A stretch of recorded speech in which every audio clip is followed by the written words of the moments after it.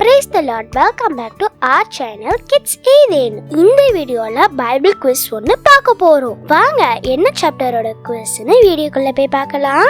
இந்த வீடியோல நம்ம பைபிள்ல இருந்து ஃபர்ஸ்ட் அதிகாரத்துல இருந்து ஒவ்வொரு சாப்டரா நம்ம வந்து குவிஸ் வந்து பார்க்கலாம். ஸோ இன்னைக்கு இந்த வீடியோல நம்ம ஆதியாகமத்தோட முதல் அதிகாரத்துல இருந்து கேள்வி பதில் தான் வந்து பார்க்க போறோம். உங்களுக்கு முதல்ல கேள்வி வந்து கேட்டிருப்பேன், அதுக்கப்புறம் 5 செகண்ட் வந்து உங்களுக்கு டைம் இருக்கும். அதுல அதோட ஆன்சர் என்னவா இருக்கும் அப்படின்னு சொல்லிட்டு கெஸ் பண்ணுங்க. அடுத்து வந்து நான் உங்களுக்கு வந்து ஆன்சர் வந்து டிஸ்பிளே பண்றேன். இந்த மாதிரி மொத்தமா எத்தனை क्वेश्चन நீங்க கரெக்டா ஆன்சர் பண்ணீங்க அப்படின்றத உங்களுக்கு விருப்பம் இருந்தா கமெண்ட் செக்ஷன்ல கமெண்ட் பண்ணுங்க. இப்போ என்னென்ன क्वेश्चन அப்படின்றத வீடியோக்குள்ள போய் பார்க்கலாம். क्वेश्चन நம்பர் 1, ஆதியிலே தேவன் வானத்தையும் பூமியையும் டேஷ்.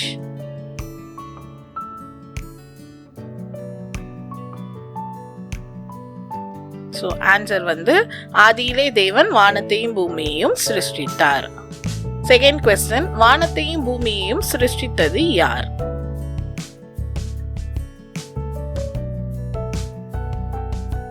ஸோ ஆன்சர் வந்து தேவன். ஸோ தேவன் தான் வந்து வானத்தையும் பூமியையும் சிருஷ்டித்தாங்க. தேர்ட் क्वेश्चन, ஒழுங்கின்மையும் வெறுமையுமாய் இருந்தது எது?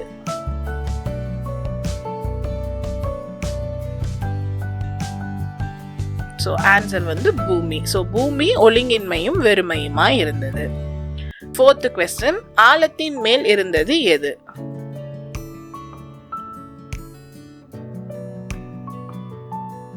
ஸோ ஆழத்தின் மேல என்ன இருந்துச்சு அப்படின்னு சொல்லி பார்த்தீங்கன்னா இருள். அடுத்த क्वेश्चन, தேவ ஆவியானவர் எதின் மேல் அசைவாடி கொண்டிருந்தார்?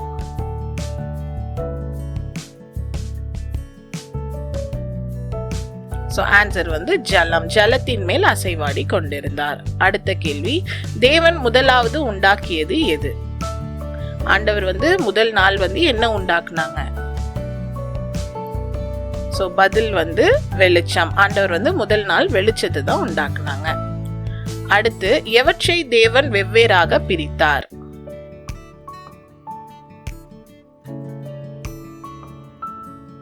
ஸோ ஆன்சர் வந்து வெளிச்சத்தையும் இருளையும். அடுத்த கேள்வி, தேவன் வெளிச்சத்துக்கு டேஷ் என்று பெயரிட்டார்?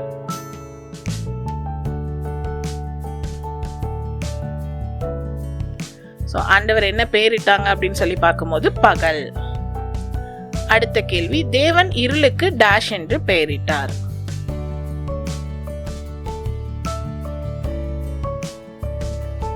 ஸோ இதுக்கான ஆன்சர் வந்து இரவு. ஸோ இருளுக்கு வந்து இரவு அப்படின்னு சொல்லி பெயரிட்டாங்க. அடுத்து, எவற்றிற்கு தேவன் இரவு என்று பெயரிட்டார்?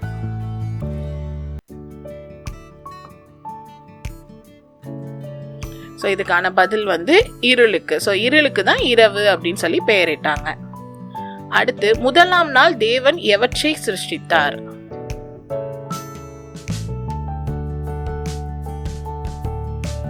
ஸோ முதல் நாள் தேவன் எதை சிருஷ்டித்தாங்கன்னு பார்க்கும்போது வெளிச்சம். அடுத்து, எதின் மத்தியில் தேவன் ஆகாய விரிவை உண்டாக்கினார்? ஸோ எதின் மத்தியில தேவன் ஆகாய விரிவை உண்டாக்குனாங்க?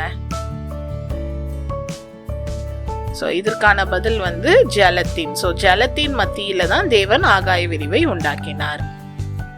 அடுத்து, ஜலத்தினின்று ஜலத்தை பிரித்தது எது?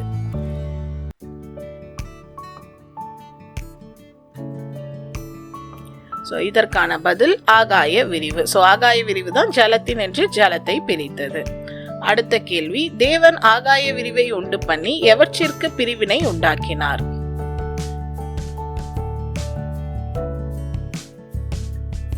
ஸோ இதற்கான பதில் ஆகாய விரிவுக்கு கீழே இருக்கிற ஜலத்திற்கும் ஆகாய விரிவுக்கு மேலே இருக்கிற ஜலத்திற்கும் பிரிவு உண்டாக்கினார். அடுத்து, தேவன் ஆகாய விரிவிற்கு வைத்த பெயர் என்ன?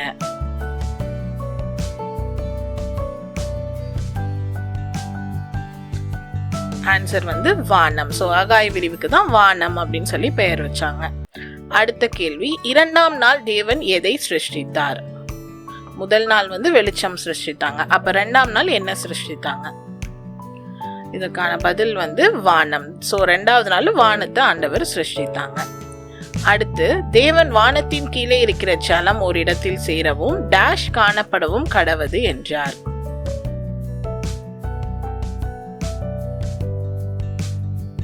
ஸோ இதுக்கான பதில் வெட்டாந்தரை காணப்படவும் கடவது என்றார். அடுத்து எதின் கீழே இருக்கிற ஜலம் ஓரிடத்தில் சேர கடவது என்று தேவன் சொன்னார்.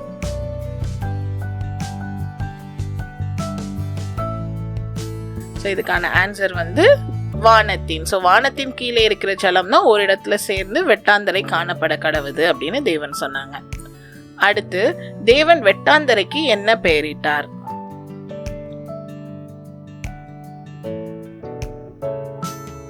ஆன்சர் பூமி அப்படின்னு சொல்லி பெயரிட்டாங்க. அடுத்து தேவன் ஒரு இடத்தில் சேர்ந்த ஜலத்திற்கு என்ன பெயரிட்டார்?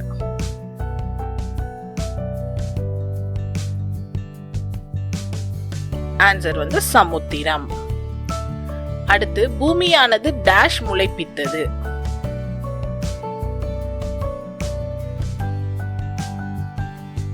பதில் புல்லை. பூமியானது புல்லை முளைப்பித்தது.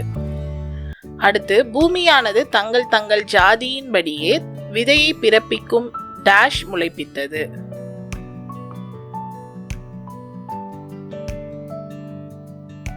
ஆன்சர் பூண்டுகளை. சோ பூமியானது தங்கள் தங்கள் ஜாதியின்படி விதையை பிறப்பிக்கும் பூண்டுகளை முளைப்பித்தது. அடுத்து பூமியானது தங்கள் தங்கள் ஜாதியின்படியே தங்களில் தங்கள் விதையை உடைய கனிகளை கொடுக்கும் டேஷ் முளைப்பித்தது?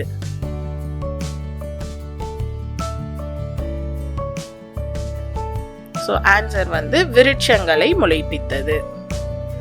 அடுத்து மூன்றாம் நாள் தேவன் எவற்றை சிருஷ்டித்தார்?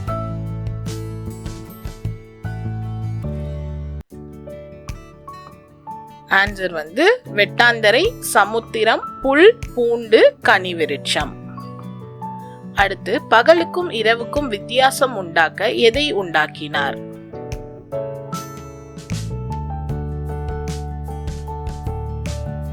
ஆன்சர் சுடர்கள். அடுத்து சுடர்களை எங்கே உண்டாக்கினார்?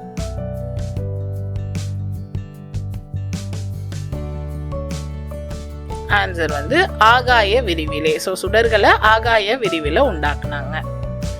அடுத்து காலங்களையும் நாட்களையும் வருஷங்களையும் குறிக்கிறதற்காக எதை உண்டாக்கினார்?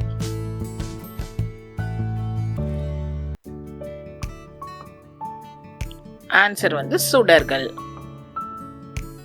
சுடர்கள் பூமியின் மேல் பிரகாசிக்கும்படிக்கு டேஷ் என்கிற ஆகாய விரிவிலே இருக்க கடவது?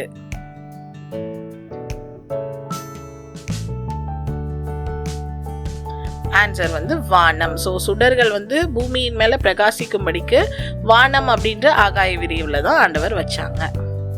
அடுத்து தேவன் பகலை ஆள உண்டாக்கியது எது?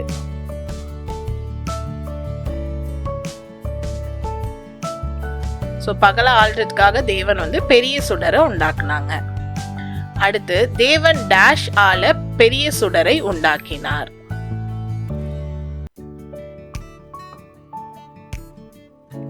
ஆன்சர் பகல். சோ பகலையால பெரிய சுடர். அடுத்து தேவன் இரவை ஆள உண்டாக்கியது எது?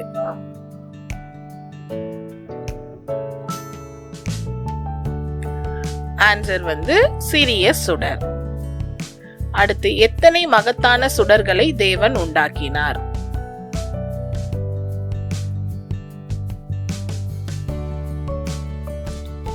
ஆன்சர் 2. அடுத்து தேவன் 2 மகத்தான சுடர்களையும் டேஷ் உண்டாக்கினார். சோ 2 மகத்தான சுடர்களோட இன்னும் எதை உண்டாக்குனாங்க? ஆன்சர் நட்சத்திரங்களையும் உண்டாக்கினார். அடுத்து சுடர்களின் வேலை என்ன? சோ சுடர்கள் என்ன பண்ணணும்? என்ன பர்பஸ்க்காக ஆண்டவர் படைச்சாங்க? ஆன்சர் என்னன்னு பாத்தீங்கன்னா, பூமியின் மேல் பிரகாசிக்கவும் பகலையும் இரவையும் ஆளவும் வெளிச்சத்திற்கும் இருளுக்கும் வித்தியாசம் உண்டாக்கவும் சுடர்களை தேவன் உண்டாக்கினார். அடுத்து எவற்றிற்கு வித்தியாசம் உண்டாக்கும்படி தேவன் சுடர்களை உண்டாக்கினார்? சோ எதுக்கெல்லாம் வித்தியாசத்தை உண்டாக்குறதுக்காக தேவன் சுடர்களை உண்டாக்குனாங்க? சோ ஆன்சர் வெளிச்சத்துக்கும் இருளுக்கும் வித்தியாசம் உண்டாக்க. அடுத்து 4ஆம் நாள் தேவன் எவற்றை சிருஷ்டித்தார்?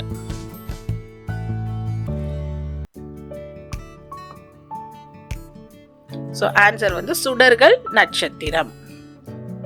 அடுத்து தேவன் டேஷ் ஜாதி ஜாதியான சகலவித பட்சிகளையும் சிருஷ்டித்தார்.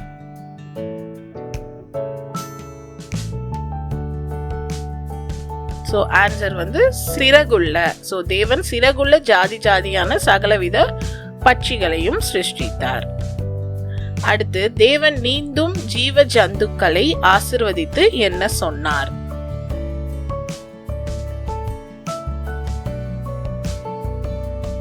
ஸோ ஆன்சர் வந்து பலுகி பெருகி சமுத்திர ஜலத்தை நிரப்புங்கள் அப்படின்னு வந்து சொன்னாங்க.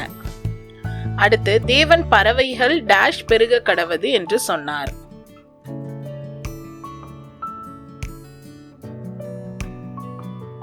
ஸோ ஆன்சர் வந்து பூமியில். ஸோ தேவன் பறவைகள் பூமியில் பெருக கடவது என்று சொன்னார். அடுத்து 5ஆம் நாள் தேவன் எவற்றை சிருஷ்டித்தார்?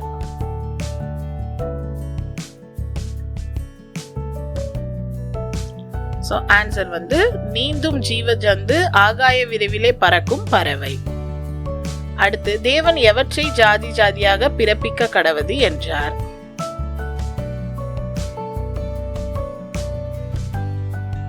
ஸோ ஆன்சர் வந்து ஜீவ ஜந்துக்கள் ஆகிய நாட்டு மிருகங்களையும் ஊரும் பிராணிகளையும் காட்டு மிருகங்களையும். அடுத்து தேவன் தமது டேஷ் மனுஷனை உண்டாக்கினார்.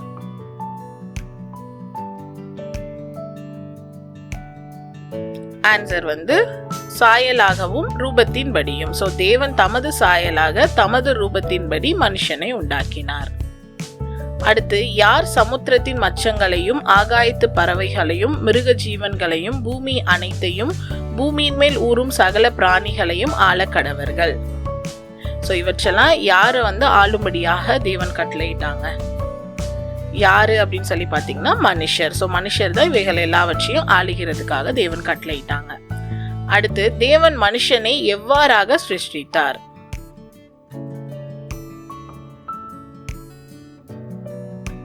ஆன்சர் வந்து ஆணும் பெண்ணுமாக சிருஷ்டித்தார். அடுத்து யாரை தேவ சாயலாக சிருஷ்டித்தார்?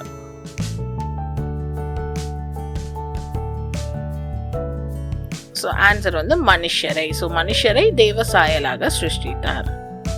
அடுத்து தேவன் எவைகள் மனுஷருக்கு ஆகாரமாய் இருக்கும் என்றார்?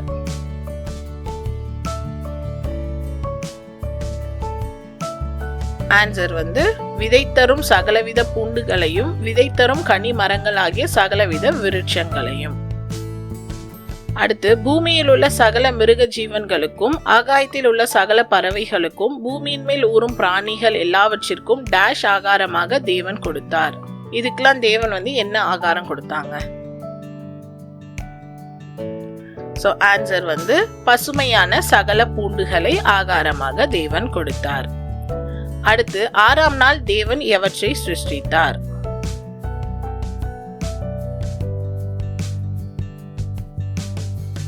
ஆன்சர் வந்து நாட்டு மிருகங்களையும் ஊரு பிராணிகளையும் காட்டு மிருகங்களையும் மனுஷனையும் சிருஷ்டித்தார். அடுத்து தேவன் தாம் உண்டாக்கின எல்லாவற்றையும் பார்த்தபோது அது எப்படிப்பட்டதாய் இருந்தது?